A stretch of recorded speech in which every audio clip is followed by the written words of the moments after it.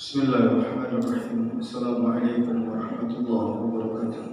Waalaikumsalam warahmatullahi wabarakatuh. Alhamdulillahi rabbil alamin. Wassalatu wassalamu ala asyrafil anbiya'i wal mursalin wa ala alihi wa sahbihi ajma'in. Amma ba'd. Puji Allah, alhamdulillahi rabbil alamin. Kita bersalawat Allahumma salli ala sayyidina Muhammad wa ala alihi wa sahbihi ajma'in. Saya minta materi saya mengajarkan tentang fikih ibadah. Kitab yang akan saya baca adalah kitab Subulus Salam Syarah Bulughul Maram. Ada kitab, nama kitabnya Subulus Salam. Kitab ini menjelaskan kitab hadis yang isinya berkaitan dengan dalil-dalil fikih. Jadi metode mengajar saya ini, pertama saya akan bacakan hadisnya, saya jelaskan. Setelah saya jelaskan satu hadis, saya buka sesi tanya jawab. Jika tidak ada yang tanya jawab berkaitan dengan hadis itu, akan saya lanjutkan ke hadis berikutnya. Saya jelaskan, saya buka lagi tanya jawab, begitu terus sampai waktu kita habis. Nah, tentu saja kitab ini panjang. Berapa jilid? Ada 4 jilid kitab ini. Saya hanya membaca garis besarnya saja, tidak per kata saya baca kitab ini. Di dalam kitab-kitab fikih, semua kitab-kitab fikih yang besar maupun kitab fikih yang kecil yang itu merupakan matan, pasti bab pertamanya membahas tentang taharah. Karena taharah disebut oleh Rasulullah sebagai kunci ibadah. Artinya jika taharahnya bermasalah, maka tak berguna kita membicarakan yang lain. Karena sah tidaknya sholat tidak diawali dengan cara dia melaksanakan sholat, tapi pembahasannya diawali dengan cara dia bersuci. Salah cara bersucinya, kita tidak perlu membicarakan sholatnya lagi, karena sholatnya dipastikan tidak sah. Karena itu Rasulullah katakan, at-taharatu at-tahuru miftahus shalah. Bersuci itu kunci daripada salat. Lalu kalimat bersuci ya, fikih itu dibagi oleh ulama menjadi 4 bagian. Ada yang disebut dengan fikih ibadah, ada yang disebut dengan fikih muamalah, ada yang disebut dengan fikih munakahah, ada yang disebut dengan fikih jinayah. Ada juga menambahnya lagi dengan fikih siyasah. Fikih ibadah artinya adalah fikih atau hukum yang membicarakan tentang cara-cara ibadah. Apa saja pembahasannya? Bersuci, sholat, puasa, zakat, haji, dan lain-lain. Ini 5 yang pokok. Nah, kalau muamalah lain lagi.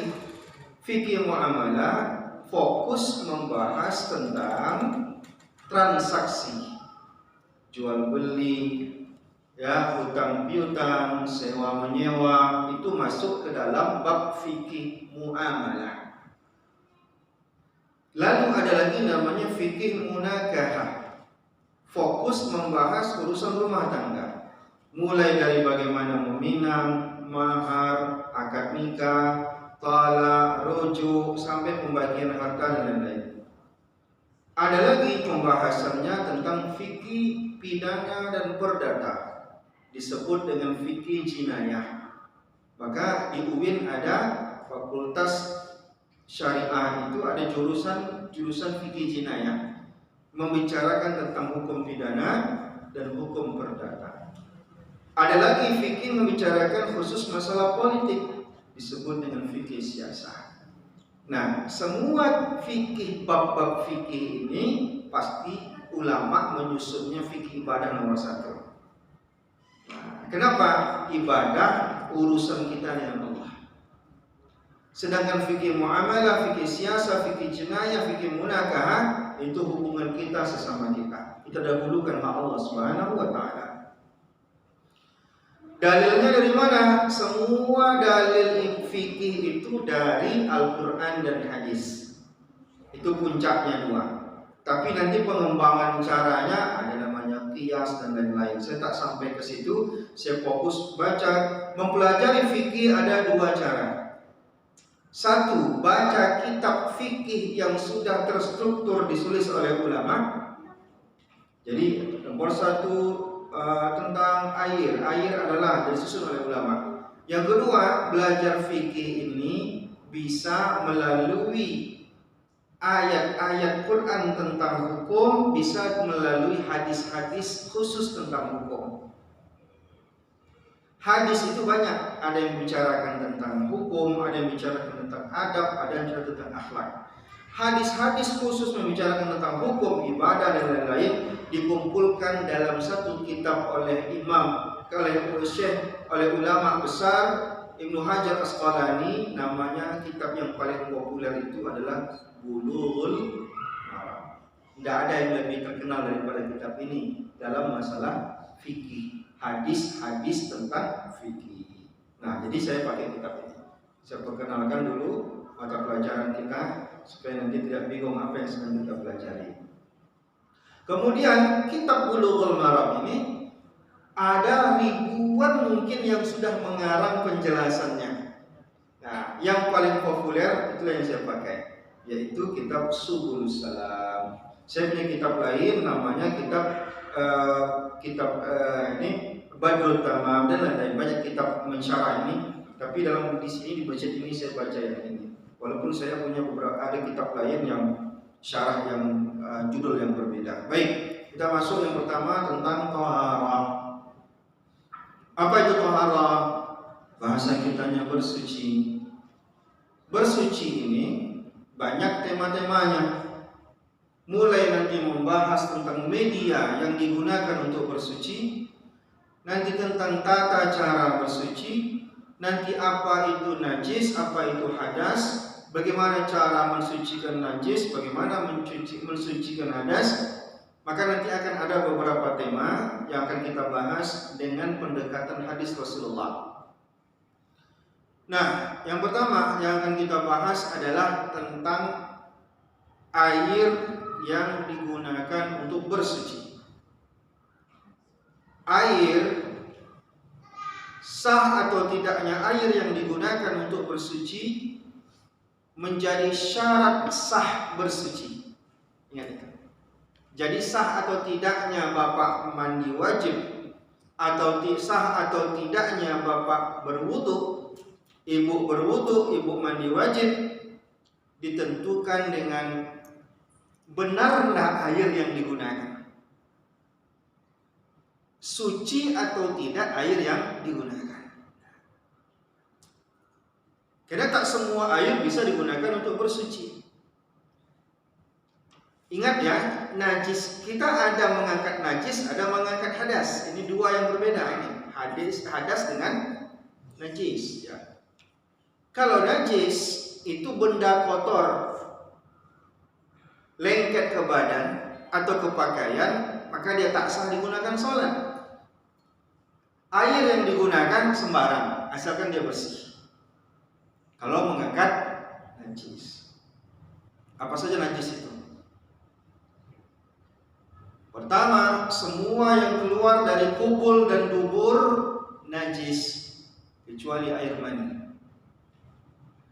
Apa yang keluar dari kubul? Pipis, mazi, wadi, mani. 4 yang bisa keluar dari kubul. 1, 3 najis, 1 tidak najis. Yang najis apa? Kencing, maaf, mazi, wadi. Anak-anak kita harus tahu ini apa itu mazinya. Apa mazi? Mazi itu cairnya, maaf ya, fikir ini agak sedikit. Jangan dianggap sebuah lelucon, tapi ini Ustaz ngajar serius. Mazi cair yang keluar dari kemaluan laki-laki maupun perempuan di saat dia lagi bernafsu, tapi tidak sampai klimaks, namanya mazi. Mazi tidak wajib mandi, tapi mazi itu sendiri najis. Paham? Mazi tadi lengket ke celana kita. Celana itu nggak bisa pakai lagi untuk sholat. Kenapa? Karena materinya air mazi itu najis. Apakah orangnya wajib mandi? Tidak. Nah, itu mazi. Nah, kalau wadi, ini jarang keluar. Biasanya orang habis mandi kadang lalu keluar semacam sperma dia bentuknya. Bentuknya semacam sperma. Tapi dia tidak keluar dalam keadaan orang klimaks, tapi dia keluar semacam sperma. Tapi ini jarang terjadi, itu wadi namanya. Kalau mani, orangnya wajib mandi, tapi air itu bukan air najis. Paham? Nah. Jadi semua yang keluar dari kubur najis. Semua yang keluar dari dubur juga najis. Oke, apalagi najis? Darah segar ataupun darah busuk adalah najis. Darah segar nih kita gores, keluar darah, itu najis.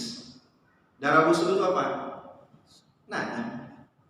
Ya, misalkan ada bisul kita, maaf, menjijikan, keluar di darah busuk, itu adalah baik busuk maupun segar, itu adalah najis. Apalagi?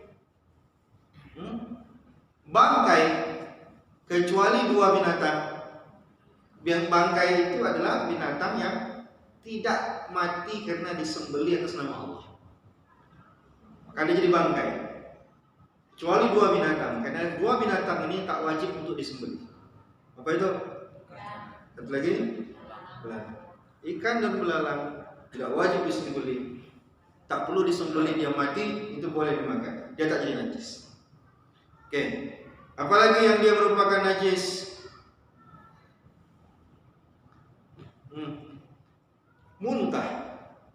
Muntah juga najis. Maka ada orang kita lagi dalam perjalanan tiba muntah kena baju kita, tidak bisa lagi sholat lagi. Najis. Apalagi minuman keras. Ya, tua kayak dia atau minuman keras yang bermerek segala macam apa saja, jika dia minuman memabukkan maka dia najis. Nah, ini benda-benda najis. Menghilangkan najis tidak sama dengan cara menghilangkan hadas. Najis itu ada 3 tingkatan. Tingkatan yang paling tinggi itulah anjing dan babi. Disebut dengan najis mughalazah.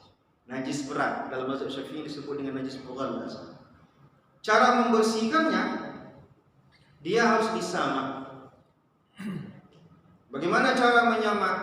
Menggunakan 7 kali siraman air. Salah satu dari 7 siraman air itu harus dicampur dengan tanah. Caranya mudah sekali ya. Ambil tanah yang liat mungkin masih keras, masukkan ke air, nanti lama-lama lembut dia. Nah, sudah mencair dia airnya. Nah, itu salah satunya kita oleskan ke bagian yang kena dari jilatan anjing atau babi. Nah, 6 lagi gunakan air biasa, pakai sabun dan segala macam. Sudah, disamak namanya. Beda nyamak. Menyamak itu ada 2. Ada juga menyamak kulit namanya. Kulit binatang yang tak boleh dimakan kecuali kulit anjing dan babi. Selain kulit anjing dan babi, kalau mau dipakai, bukan dimakan ya. Kalau mau dipakai, biasanya digunakan untuk apa saja? Tas, apa lagi? Sendal, apa lagi? Pinggang, dompet ya. Itu digunakan dengan syarat, misalkan kita mau gunakan untuk kulit gendang segala macam, wajib disamak dulu. Tapi cara menyamaknya tidak sama seperti menyamak manusia tadi, menyamak kena anjing, kena anjing dan babi. Misalkan kita pengen menggunakan kulit ular, cara menyamaknya mudah sebenarnya. Pertama, kikis bagian yang bisa busuk, apakah lemak di situ ataukah dia daging gitu ya.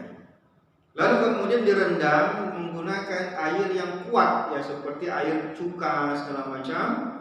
Nah, lalu dijemur sampai sangat kering. Dah cukup, itu saja cara menyamaknya. Jadi menyamak itu pun mudah sebenarnya ya. Tapi kalau tak disamak, dia langsung digunakan untuk bahan aksesoris, maka dia tidak sah. Nah, karena dia masih ada najis di sana, belum disamakan. Nah, kalau kita pakai sepatu kulit, ya kita berhusnuzon saja, karena yang jual pun orang Minang, pastinya dia pun akan perhatikan itu. Baik. Nah, tapi kalau seandainya jilatan anjing dan babi, jadi semua binatang kulitnya bisa digunakan, kecuali anjing dan babi, karena anjing dan babi nggak bisa disamak kulitnya. Apapun cara kita menyamaknya, dia tak akan pernah tersamakan, karena dia materinya, benda kulitnya itu sendiri itu adalah najis ghalazah. Nah, yang saya sebutkan tadi, mulai dari yang keluar dari kubul dan dubur, apalagi tadi darah, minuman keras, bangkai, itu masuk kategori najis mutawassithah. Apa najis mutawassithah? Kalau bahasa kitanya yang kadarnya pertengahan. Cara membersihkannya bagaimana? Tidak perlu disamak. Cukup dengan menyiramkan air. Selesai. Ingat ya, disiramkan air. Apa makna disiramkan air? Dialirkan air. Mohon maaf misalkan. Maka kenapa kita tidak sah ceboknya dengan tisu? Karena jenis kotorannya itu mutawassithah, pertengahan. Najis pertengahan hanya hilang disiram pakai air. Nah, begitu. Maka nanti akan ada cara cebok ya. Nanti akan sampai pembahasan tentang itu. Nah, ada lagi najis ringan. Najis ringan ini cara membersihkannya, ambil air, percik-percikkan dan selesai. Yaitu cuma satu saja najis ringan itu. Kencing bayi laki-laki yang belum sampai 2 tahun yang hanya minum susu ibunya. Tapi kalau udah pakai susu bantu dia, tidak lagi. Ya, memang batasnya di situ. Hanya anak laki-laki. Kalau perempuan saya nggak tahu rahasianya di mana ya. Mungkin secara sains itu bisa dibuktikan. Apa bedanya pipis bayi laki-laki dengan pipis perempuan? Tapi secara fikih ya begitu pembahasannya ya. Nah, najis, membersihkan najis tadi kita menggunakan air. Airnya tidak banyak syarat air itu. Asalkan airnya tidak bernajis sudah bisa digunakan. Tapi kalau airnya bernajis juga itu tidak bisa. Menghilangkan najis dengan air bernajis tentu tidak hilang najisnya. Maka yang penting air itu bersih. Berbeda dengan hadas. Mengangkat hadas, baik hadas kecil maupun hadas besar, berwudu maupun mandi wajib, maka syarat sah air itu mesti suci lagi menyucikan. Di sini ulama mazhab Syafi'i membagi air itu menjadi 3. Ada air yang tahirun mutahhirun li ghairi, ada yang tahirun ghaira mutahhirun li ghairi, ada air mutanajjis. Yang pertama, air itu suci lagi mensucikan. Yang kedua, ada air yang suci tapi tak bisa digunakan untuk mengangkat hadas. Untuk mengangkat najis baru bisa, mengangkat hadas tidak bisa. Paham ya? Misalkan ini contohnya, misalkan air teh misalkan. Air teh itu mengangkat hadas nggak bisa, mengangkat najis bisa. Ya. Misalkan tangan saya kena kotoran, saya cuci pakai air teh sana, sah. Karena air teh itu bersih, yang penting kita minum makanya bersih. Tapi digunakan untuk mengangkat hadas, berwudu pakai air teh tidak sah. Walaupun bersih, bahasa kita bersih, tapi tak bisa mengangkat hadas. Yang ketiga baru air bernajis. Nanti detail kita pelan-pelan nanti diskusi ya. Saya baca satu hadis dulu baru saya buka diskusi. Hadis pertama diriwayatkan oleh Abu Hurairah radhiyallahu taala anhu. Nanti Bapak akan dengar Abu Hurairah terus. Dari sekian ribu sahabat, yang paling banyak meriwayatkan hadis, kalau kita lihat 7 periwayat hadis terbanyak, nomor 1-nya pasti Abu Hurairah. Ini Abu Hurairah ini agak unik ya. Abu Hurairah ini masuk Islam tahun 7. Rasulullah wafat tahun berapa? Rasulullah wafat tahun 11. Berarti berapa lama dia belajar dengan Rasulullah? Cuma 4 tahun. Mana lebih banyak dengan Abu Bakar? Abu Bakar kapan masuk Islam? Orang pertama masuk Islam. Berarti selama Rasulullah berdakwah, dia mendampingi Rasulullah. Kenapa dalam hadis kita lebih banyak mendengar Abu Hurairah daripada? Apakah Abu Hurairah lebih banyak mendengar hadis dari Abu Bakar? Tentu tidak. Lalu pertanyaannya, kenapa dalam kitab-kitab hadis kita lebih banyak menemukan nama Abu Hurairah daripada Abu Bakar? Nah, Abu Bakar, pertama Abu Bakar ini, ya nanti banyak alasannya. Abu Bakar ini, dia setelah Rasulullah wafat, dia cuma hidup 2 tahun. Dia beda sama Rasulullah itu 2 tahun. Rasulullah meninggal, dia jadi khalifah, 2 tahun setelahnya dia pun wafat. Sama usia wafatnya dengan usia wafatnya Rasulullah. Setelah Rasulullah wafat, dia sibuk ngurus negara. Banyak orang murtad, banyak keluar nabi-nabi palsu, banyak nanti perkara-perkara yang dia selesaikan sehingga dia tak sempat mengajar. Nah, ini alasannya. Walaupun ada hadis yang diriwayatkan oleh Abu Bakar, tapi tak ada. Abu Hurairah selama 4 tahun saya sebutkan tadi. Abu Hurairah ini Ahlus Suffah. Siapa Ahlus Suffah? Ahlus Suffah itu adalah sebutan untuk orang-orang yang tinggal di masjid. Jadi emperan-emperan masjid Rasulullah itu dulu di zaman Rasulullah itu sahabat-sahabat tak punya rumah, hidupnya miskin, ya, tak punya tempat tinggal, itu biasanya tinggal di emperan-emperan masjid. Banyak Salman Farisi dan lain-lain. Bosnya itu Abu Hurairah. Arti bosnya di situ apa ya? Ya dia termasuk sahabat yang ternama, terkenal, tapi tidak punya apa-apa. Dia hidup miskin, pengangguran. Ya, orangnya suka melawat, badannya kurus. Jadi Abu Hurairah ini, dia tadi sekatan cuma 4 tahun belajar dengan Rasulullah, tapi hadisnya kok banyak, orang curiga. Abu Hurairah, nah ini hebat Abu Hurairah. Orang belajar itu nunggunya di masjid. Abu Hurairah belajar, dia nunggu Rasulullah depan rumah Rasulullah. Jadi Rasulullah membuka pintu, tahu dia caranya. Rasulullah di jalan itu jumpa orang, nyapa orang, dia tahu. Rasulullah pakai sendal yang mana dulu, dia tahu. Yang sendal mana yang dilepaskan Rasulullah tahu. Jadi karena diperhatikannya Rasulullah itu, maka dia punya banyak hadis. Yang mulai lain. Yang kedua, seumur hidup dia setelah Rasulullah wafat, dia ngajar hadis. Sehingga pernah Umar bin Khattab itu negur Abu Hurairah, kamu udah berhentilah kamu ngajar hadis dulu. Kenapa? Karena gara-gara kamu ngajar hadis terus, orang lupa sama Quran, kata Umar bin Khattab.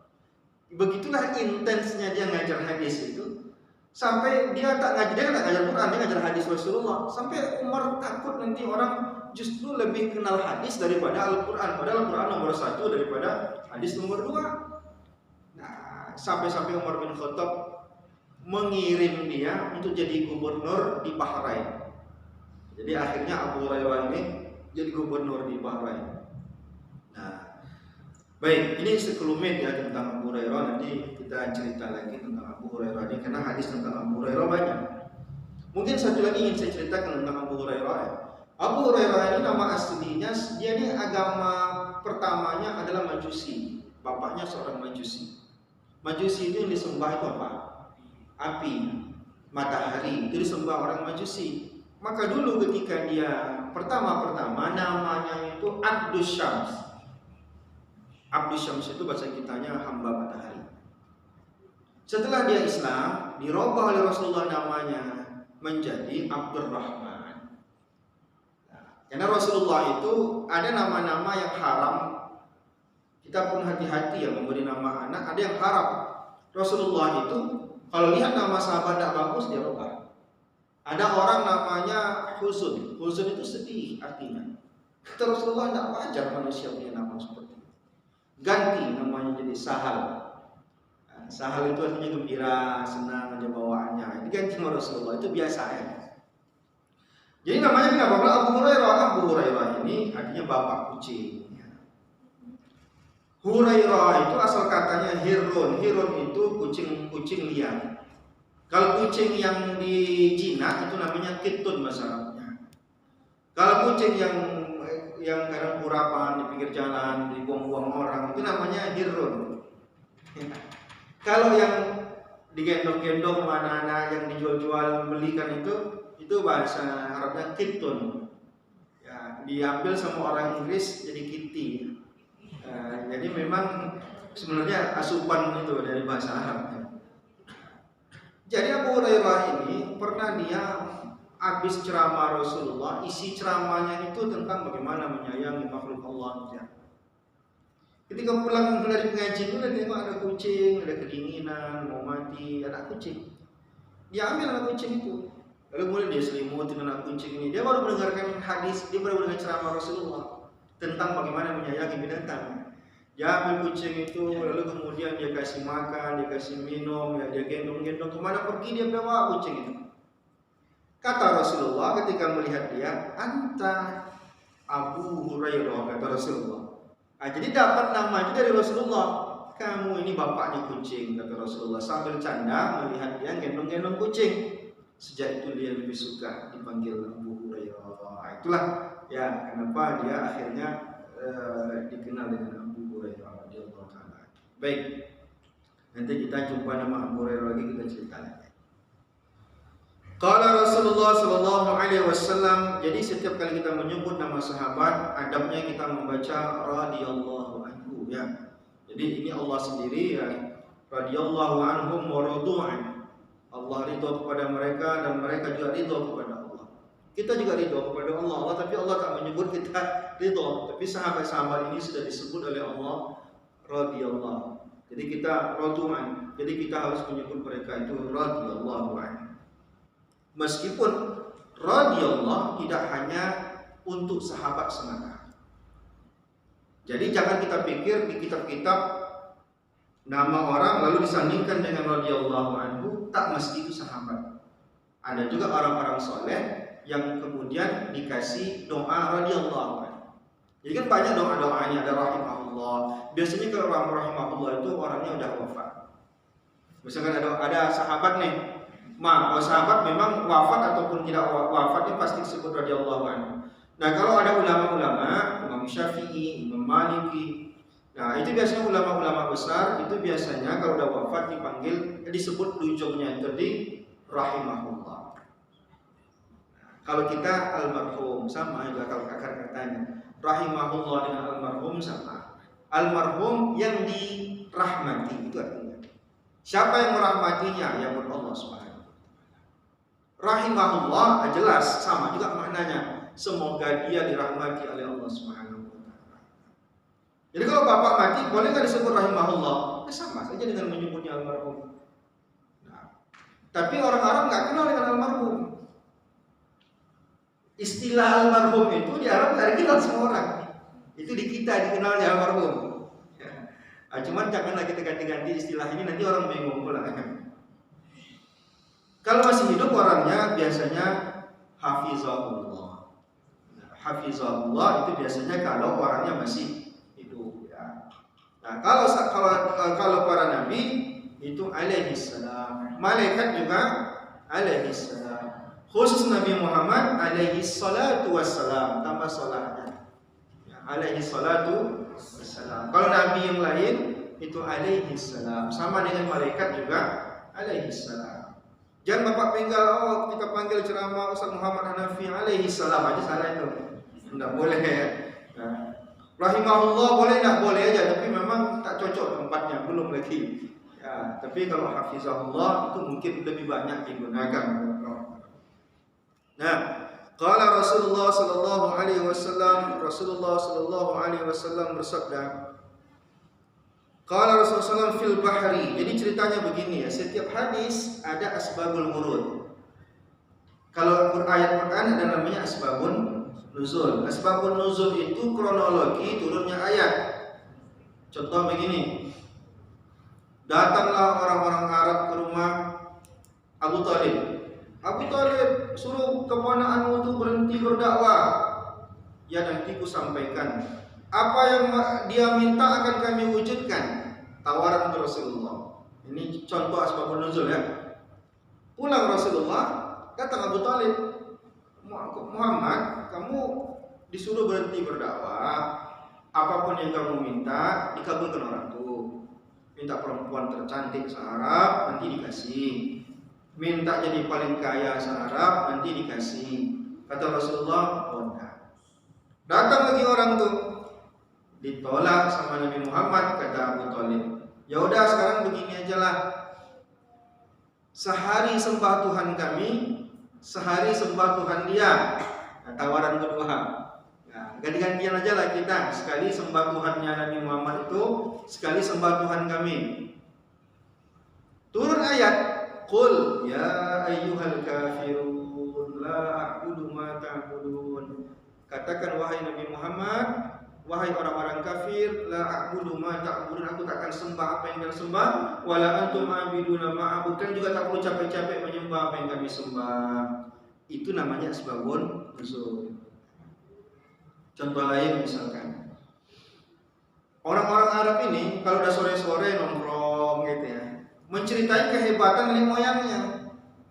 Yang suku ini menceritai nenek moyang kami dulu seorang pejuang begini-begini. Yang ini tak mau kalah pula, yang satu lagi cerita juga nenek moyang kami begini. Akhirnya mereka bertengkar gara-gara itu. Tumbuh-tumbuhan, bunuh-bunuhan, akhirnya mati. Jadi nggak penting sebenarnya ceritanya itu.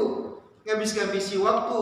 Turun ayat, wal asri innal insana lafi khusr illal, demi masa tidak ada yang hebat satupun kata Allah, illal ladzina amanu wa amilus shalihat, kecuali yang beriman, yang beramal soleh. Nenek moyang kalian itu kalau tidak beriman, tidak beramal soleh, tidak ada hebatnya. Begitulah kurang lebih. Itu disebut asbabun nuzul.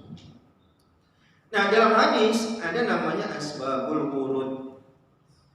Kalau bahasa kita enak menerjemahkannya kronologi ataupun peristiwa yang menyebabkan hadis itu sampai muncul. Nah, jadi hadis itu tak semuanya ada asbabul wurudnya, seperti Al-Quran juga tidak semuanya ada asbabun nuzulnya. Hadis yang akan kita baca yang pertama ada asbabul wurudnya. Asbabul wurudnya begini, suatu ketika, jadi sahabat-sahabat Rasulullah itu kan sudah melakukan pelayaran, artinya mereka udah ada ke laut. Nah, karena kan tak jauh dari Mekah seperti Jeddah misalkan, itu kan sudah ada lautan. Jadi sebagian sahabat itu sudah melaut, mungkin urusan negara atau urusan yang lain-lain. Datanglah mereka mengadu ke Rasulullah, ya Rasulullah, kami berlayar, bawa bekal air yang bersih, maksud air yang dari biasa kita kan kalau ini bawa air tawar lah ya, karena di laut airnya asin. Kami bawa air bersih, cuman di tengah jalan habis air itu. Kalau kami minum pakai air itu, kami tidak bisa berwudu. Kalau kami berwudu pakai air itu, kami tidak bisa minum. Tentu dilema. Bagaimana ini? Apa jalan keluarnya? Nah, paham ya ceritanya itu? Jadi kan kapal itu juga terbatas di dalam mengangkut barang gitu ya. Jadi sahabatnya sebenarnya udah bawa air untuk bekal minum, bekal bersuci, mandi dan segala macam. Ternyata sampai saatnya air itu terbatas, mungkin sudah digunakan, maka tinggal air itu sedikit dan pilihannya mau digunakan untuk minum atau digunakan untuk bersuci. Jadi sahabat ini bingung, lalu kemudian mereka begitu sampai ke darat, mereka cari Rasulullah dan bertanya, apa jalan keluarnya ya Rasulullah? Maka kata Rasulullah menjawab pertanyaan sahabat itu, laut itu kata Rasulullah, at-tahuru ma'uhu al-hillu maitatuhu.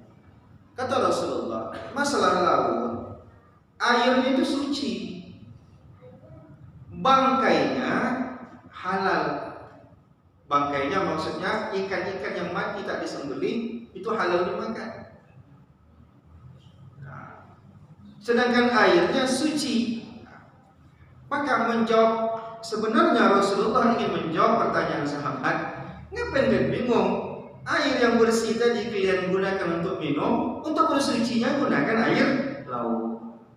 Maka hadis ini menjelaskan tentang salah satu sumber air, yang air itu adalah air mutlak. Air mutlak itulah yang disebut dengan air yang suci dan mensucikan. Sumber air yang suci dan mensucikan itu baik turun dari langit. Yang turun dari langit apa? Hujan, embun, ataupun air yang berasal dari mata air, baik nanti air sumur maupun air pegunungan, dan air yang berasal dari laut, baik air laut maupun air sungai. Maka sumber-sumber air ini adalah air yang jika mutlak maka dia suci. Apa makna mutlak? Makna mutlak belum bercampur dengan benda yang lain. Cuman nanti ada pembahasan tentang volumenya. Tapi ini hukum asal air. Cuman nanti kita harus bahas tentang perubahannya, tentang volume air dan lain-lain. Nah, jadi hadis ini menyebutkan salah satu sumber yang bisa digunakan di dalam bersuci, yaitu air yang berasal dari laut apapun rasanya, ataupun sungai apapun rasanya, apapun warna aslinya. Saya contohkan, misalkan kita di Medan itu warna air sungai ataupun laut itu seperti air teh tarik lah, orang khusus agak warna susu ya, warna putih. Cuma kalau kita nanti ke Meranti atau kita ke Tembilahan, warna air itu seperti warna teh pekat begitu ya. Nah, kira-kira hukumnya apa nih dua air ini? Apapun warna air yang warna itu dipengaruhi secara alami, maka dia hukum asalnya tetap suci. Tapi kan tidak enak diminum, itu nggak urusan. Masalah suci tidak ada sangkut pautnya bisa diminum atau tak bisa diminum. Air laut itu sangat asin, nggak bisa kita minum, kadar gulanya, kadar garamnya tinggi. Ini masalah suci atau tidak suci, bukan masalah bisa diminum atau tidak minum. Ada air yang bisa diminum, tapi haram untuk digunakan bersuci. Contoh apa? Ya minuman keras. Bisa diminum, tapi digunakan untuk bersuci, malah tidak sah. Sama air sirup manis, kalau diminum, tapi digunakan untuk bersuci, dia tidak sah. Jadi masalah suci atau tidak suci digunakan untuk bersuci, tidak ada sangkut pautnya air ini enak atau tidak enak untuk diminum. Itu perlu kita garis bawahi. Baik. Satu hadis dulu saya baca. Jika tidak ada yang diskusi, saya sambung ke hadis yang berikutnya. Saya persilakan.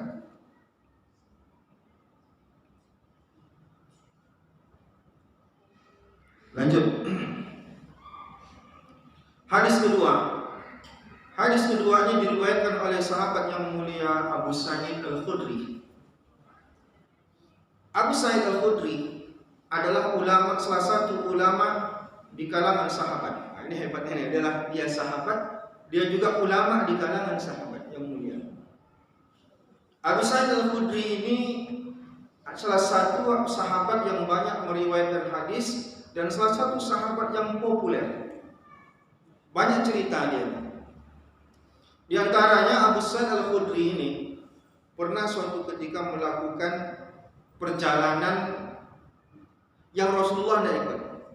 Jadi kalau perjalanan Rasulullah tidak ikut itu disebut dengan sariyah. Kelompoknya itu sariyah. Jadi kalau nanti kita baca ada sariyah Rasulullah, sariyah itu maksudnya pasukan yang diutus tapi Rasulullah tidak ikut ya. Jadi suatu ketika Abu Sa'id Al-Khudri ini diutus oleh Rasulullah untuk memimpin sahabat-sahabat lainnya untuk pergi ke satu tempat menjalankan satu misi. Sampai ke tempat itu, sampai di perjalanan, ternyata sahabat-sahabat ini kehabisan bekal makan. Lalu mereka bingung ini apa yang makan. Ini akhirnya mereka simpulkan, kita carilah kampung-kampung, nanti kita minta makan di kampung itu. Rupanya sampai ke kampung itu, orang kampungnya agak pelit. Mereka bilang kami butuh makan segala macam, mereka tidak mau kasih orang kampung. Karena Allah, apa yang terjadi? Kepala suku kampung itu patok mulat. Ya, ular perampasan ini kan berbisa ya. Bisa cepat menyebabkan orang mati. Maka udah berubahlah warna orang yang patung ular ini, dipanggil tabib, dikasih obat, tidak bisa menyembuhkan. Diambil putusan seorang di kampung itu. Lalu mereka menceletuk begini, kalian ini pendatang-pendatang ini ada yang bisa ngobatin? Kata saya, Al-Qudri saya bisa. Padahal dia bukan seorang tabib, dia nggak pernah punya riwayat menyembuhkan orang sakit. Ya udahlah, coba sembuhkan. Itu ada syaratnya. Syaratnya apa? Kalau nanti sembuh dia, kasih kami makan. Kata mereka, ya aman lah masalah makan. Ini kan kepala suku ini. Didatanginya, dibacakan surah Al-Fatihah. Nah, ini salah satu fadilah surah Al-Fatihah. Dibacakan surah Al-Fatihah, dia hembuskan kepada bagian luka, sembuh ini kepala suku ini. Nah, sembuh kepala suku ini, lalu kemudian apa? Dikasih mereka, dipotongkan kambing sampai 30-an ekor ya untuk makan, dan berikut susu kambing pun dikasih ke mereka. Mereka minum susu kambing dan mereka makan. Jadi Abu Sa'id Al-Khudri ini malah dia ragu, dia ini halal nggak dimakan ini? Jangan menjual ayat Allah ini. Nah, maka dia ngadu ke Rasulullah, ya Rasulullah, halal nggak yang kami makan? Dia Rasulullah, apa kata Rasulullah? Jadi ceritakanlah kejadiannya. Lalu kata Rasulullah ngajak bercanda sahabat ini, kata Rasulullah, masih ada nggak? Ya, walau maksudnya itu artinya ya nggak apa-apa. Jadi kalau Rasulullah bilang masih ada nggak lagi, berarti kan Rasulullah mengakui kalau itu boleh, ya, boleh mengambil upah dari meruqyah, itu boleh, tidak masalah. Tapi jangan kaya gara-gara meruqyah, jangan. Tapi ceramah juga nggak boleh kaya gara-gara ceramah. Ya. Kalau ceramah dari mana itu hukumnya? Lihat nanti kitab tafsir Ibnu Katsir. Kata Ibnu Katsir, ceramah itu bukan kewajiban masjid itu ngasih amplop, tapi amplop penceramah ambil dari Baitul Mal. Lihat kita Ibnu Katsir. Tapi negara yang tak punya Baitul Mal, dijelaskannya lagi. Kalau negara itu tidak punya Baitul Mal, kalau sekarang kan kita mungkin kas negara entah dari mana, kayak keluar dari Kemenang, begitulah kurang lebih ya. Ambil dari kas negara. Kalau di tempat itu kas negara tidak mau ngasih, maka boleh mengambil amplop. Ini kata Ibnu Katsir. Saya bukan ini ya, saya jelaskan tadi masalah ruqyah, ini masalahnya pula. Landasan hukumnya apa? Dengan catatan begini, cara berpikirnya orang yang berceramah itu mengajar ngaji kayak ceramah kayak atau apa kan dia, atau dia ngajar MDA dan lain-lain. Waktu dia yang mestinya dia gunakan cari duit untuk anak istrinya, dia gunakan untuk mengajar. Jadi itu saja pembahasannya ya. Baik, disambung lagi. Mana-mana pembahasan. Karena cerita tentang sahabat ini enak ya. Jadi kita biar pelajarannya banyak, fikih juga, sirah juga sekalian ya. Kata Rasulullah SAW, innal ma' sesungguhnya air itu tahurun, pada dasarnya hukumnya dia bersih. Hukum asal air bersih. La yunajjisuhu syai'un, tidak ada yang membuatnya bernajis. Nah, hadis ini perlu disyarah. Kalau tidak disyarah, kita bingung dengan hadis ini ya. Jadi ada kronologi hadis ini. Jadi ada sahabat ya, bertanya tentang sumur. Ya. Jadi sahabat bertanya, gimana sebenarnya hukum bersumur ini ya Rasulullah? Nanti orang haid mandi juga di sini. Nah, nanti orang yang mandi ada banyak kencing. Nah, dia kadang nanti masuk ke tanah, nanti masuk juga ke situ kan begitu. Kan orang berpikirnya begitu. Ini air sumur nih. Kita walaupun mandi di sini, itu kan air menyerap ke tanah. Nanti jangan ke situ lagi dia. Nah, itu ditanyakan oleh sahabat. Kata Rasulullah, air itu pada dasarnya dia suci. Artinya apa? Air yang sudah masuk bekas-bekas tadi, ya apapun itu, bahkan bekas cuci ikan sekalipun, dia nanti akan menyatu lagi ke dalam, dan itu air itu pada dasarnya adalah air yang suci. Jadi pengembangan dari hadis ini banyak. Jadi hadis ini umum sekali. Nanti hadis ini akan dikhusus-khususkan lagi. Nanti mengkhususkannya pakai apa? Tentang misalkan Rasulullah berbicara tentang volume air tentang 2 kula. Itu hadis-hadis yang mengkhususkan hadis-hadis umum. Secara umum hadis itu, air itu suci.